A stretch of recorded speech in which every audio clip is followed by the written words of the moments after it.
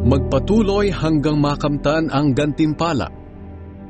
Hindi ko sinasabing nakamtan ko na ang lahat o kaya'y naging ganap na ako.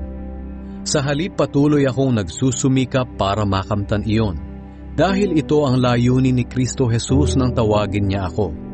Mga kapatid, hindi ko sinasabing naabot ko na ang ganap na buhay. Ngunit ito ang ginagawa ko ngayon. Kinakalimutan ko na ang nakaraan at pinagsisikapan kong makamtan ang nasa hinaharap. Tulad ng isang manlalaro, nagpapatuloy ako hanggang makamtan ko ang gantimpala na walang hiba kundi ang pagtawag sa akin ng Diyos na makapamuhay sa langit sa pamamagitan ni Kristo Jesus. Tayong malalago sa pananampalataya ay magkaroon sana ng ganitong kaisipan. Pero kung hindi ganito ang pag-iisip nyo, ipapaunawa ito sa inyo ng Diyos. Ang mahalaga ay patuloy nating sinusunod ang mga katotohanang natutunan na natin.